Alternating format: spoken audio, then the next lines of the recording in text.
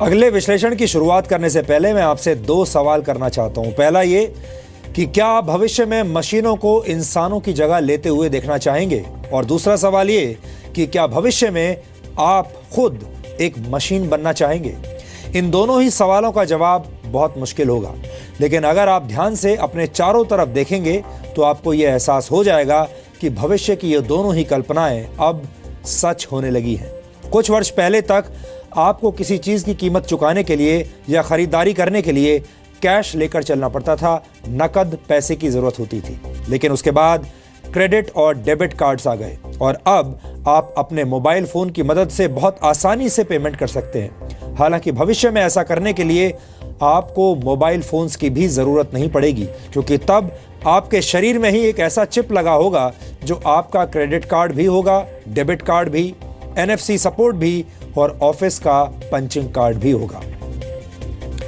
Sweden की एक startup company epicentre ने अपने 150 कर्मचारियों के हाथों में एक माइक्रोचिप फिट कर दिया है।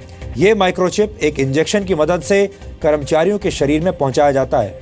इस चिप का आकार एक चावल के दाने जितना होता है और इसे तर्जनी उंगली और अंगूठे के बीच की जगह में फिट किया जाता है। इस जगह पर यह चिप इंजेक्शन के जरिए आपके बॉडी में जाता है और फिर इसे यहां फिट किया जाता है।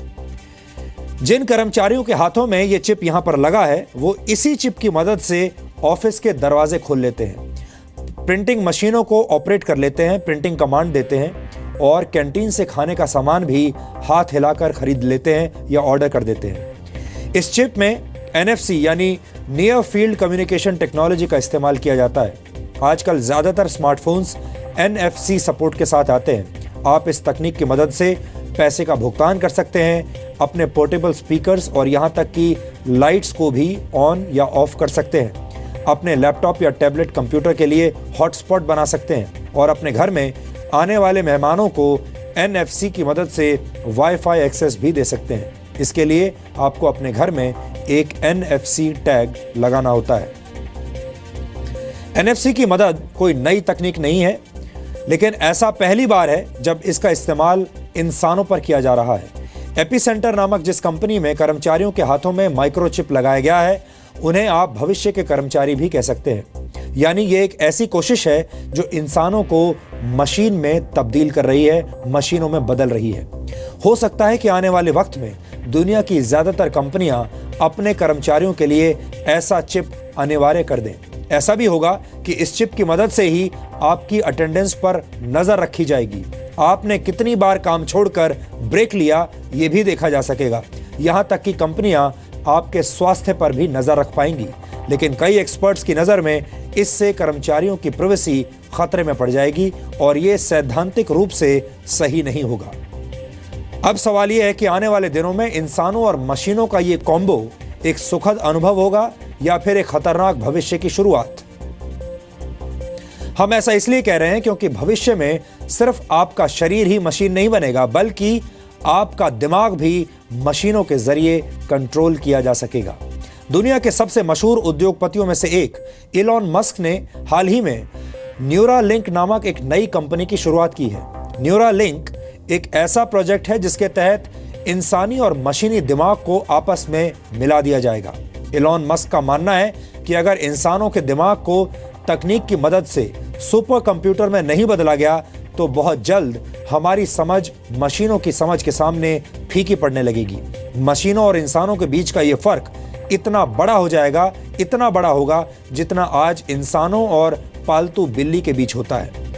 न्यूरालिंक ने इस तकनीक का नाम न्यूरालेस रखा है। इस तकनीक के तहत इंसान के दिमाग में इलेक्ट्रोड्स लगाए जाएंगे जो दिमाग के साथ कम्युनिकेट करने में सक्षम होंगे।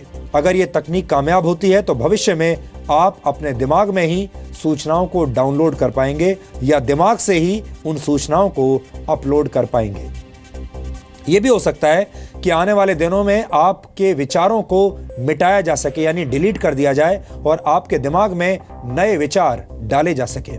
ऐसी तकनीक की मदद से भविष्य में इंसान अपने विचारों की कॉपी को सेव करके रख पाएंगे और किसी इंसान के मरने के बाद भी उसके विचारों की कॉपी बनाई जा सकेगी, उसके नॉलेज की कॉपी बनाई जा सकेगी, उसकी जानकारियों को प्रिजर्व करके रखा जा सकेगा।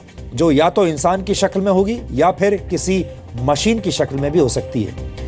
आपके जीवन में बहुत सारी यादें ऐसी होंगी जिन्हें आप अपने जीवन से डिलीट करना चाहते होंगे, जिन्हें आप भूलना चाहते होंगे, और बहुत सारी यादें ऐसी भी होंगी जिन्हें आप हमेशा सहेज कर रखना चाहते होंगे।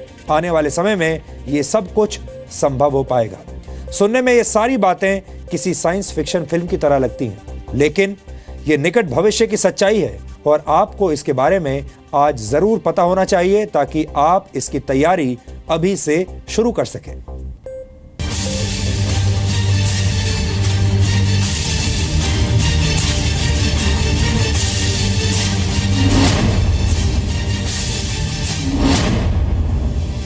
एक चावल के दाने के आकार वाला छोटा सा चिप,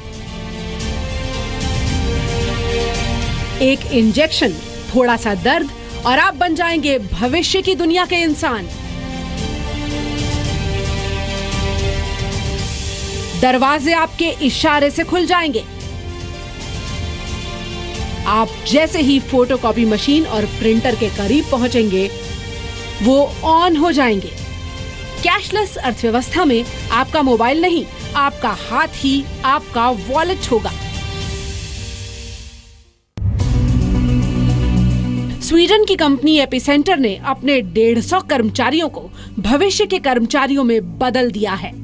टैटू आर्टिस्ट की मदद से इन कर्मचारियों के शरीर में छोटा सा चिप लगाया गया और फिर इस चिप ने इन्हें इशारों में ही वो सब करने की आजादी दे दी जिसके लिए पहले इन्हें अपने पंचिंग कार्ड, डेबिट कार्ड और मोबाइल फोन का इस्तेमाल करना पड़ता था। ये चिप नियर फील्ड कम्युनिकेशन तकनीक का इस्तेमाल करती है। नियर फील्ड कम्युनिकेशन यानी NFC को सपोर्ट करने वाले उपकरणों का रीडर इसके करीब पहुंचने पर एक्टिवेट हो जाता है। इस चिप और दूसरे उपकरण के बीच कम दूरी पर एक कम्युनिकेशन होता है, जिस दौरान इलेक्ट्रोमैग्नेटिक वेव्स के जरिए डेटा ट्रांसमिट किया जाता है। लेकिन कई विशेषज्ञ मानते हैं कि ये प्रयोग बहुत संवेदनशील है, क्योंकि इस चिप की वजह से आपकी निजी जिंदगी पर हर वक्त किसी न किसी की निगाह लगी रहेगी। यानी आपने क्या खाया, आप कहाँ गए, आपने क्या खरीदा और आपकी सेहत, ये सब डेटा के रूप में स्टोर हो जाएगा और फिर कोई भी इसका गलत इस्तेमाल कर सकता है।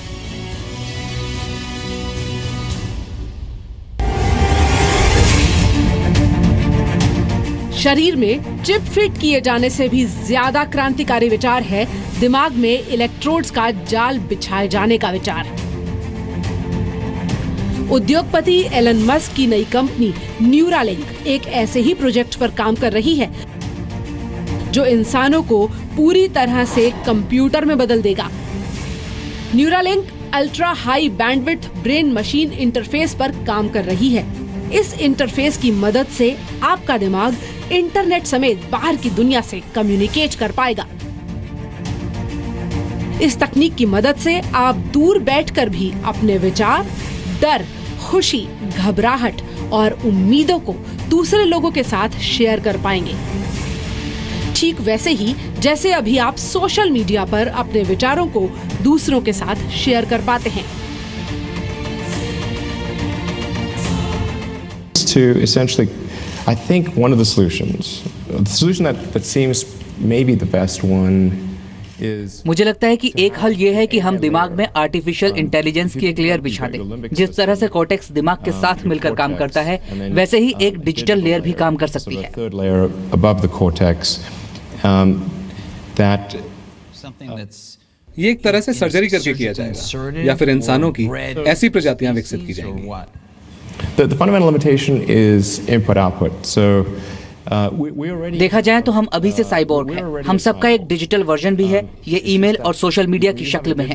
कंप्यूटर, फोन और एप्लीकेशन के रूप में आपके पास कई सुपर पावर्स हैं। 20 साल पहले के मुकाबले आज हमारे पास काफी ताकत है। आप सवाल पूछ सकते हैं, वीडियो कॉन्फ्रेंस कर सकते हैं, लाखों लोगों को फौरन मैसेज भेज सकते हैं। लेकिन हमारा आउटपुट अब भी बहुत कम है और ये बहुत धीमा है। अभी हमें मोबाइल में टाइप करने के लिए अपनी उंगलियों का इस्तेमाल करना पड़ता है। ये बहुत सुस्त है।